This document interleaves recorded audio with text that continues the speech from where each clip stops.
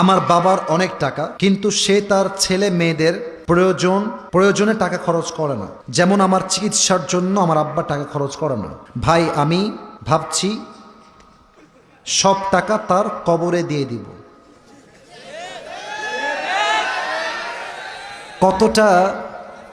কতটা বুকে ব্যথা থাকলে একটা ছেলে কথা লিখতে পারে?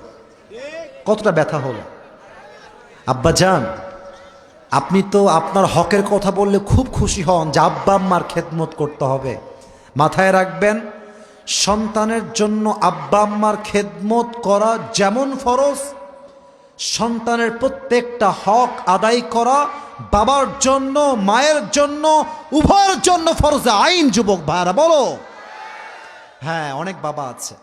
আমার এখনো মনে আছে, আমি আলহামদুলিল্লাহ আপনাদের দোয়া ভালোবাসা, আমি এই ছোট্টবেলায় কোরআনের হাফেজ হয়েছি আলহামদুলিল্লাহ।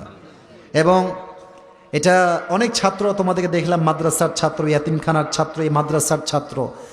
আমি আমার হাফেজ হওয়ার 9 বছর পরে গিয়েও পুরো কোরআন এক খতম এক বসায় বিনা লোকমায় শুনিয়েছি আলহামদুলিল্লাহ। শো অফ না, বোঝাবার স্বার্থে বলছি। এখন বলবেন হুজুর, ওই কথার সঙ্গে এই কথার সম্পর্ক কোথায়? সম্পর্ক আছে।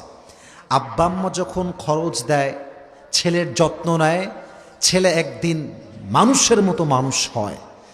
আর বাপ যদি অমানুষ হয়, ছেলের যত্ন না নেয়, ছেলে একদিন ডাকাত চোর হয়ে বের হয়।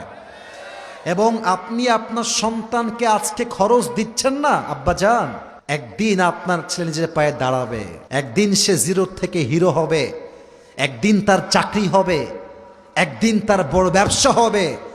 আজকে আপনি আপনার ছেলেকে সামর্থ্য থাকা সত্ত্বেও খরচ দিচ্ছেন না। আপনার ছেলে বড় হলে আপনাকে বৃদ্ধাশ্রমে রেখে আসবে। আপনি মানুষের মতো মানুষ হন, তাকে তার হাত খরচ দেন। হতে পারে আপনার সন্তানকে আল্লাহ তাআলা মিজানুর রহমান আজহারি হুজুরের মতো আলেম হিসেবে কবুল করতে পারে। ঠিক কিনা বলে? আল্লাহ আমার প্রিয় আব্বাজানকে এই যে বসো আব্বাজানদেরকে বোঝার তৌফিক দান করুক। পড়েন সবাই আমিন।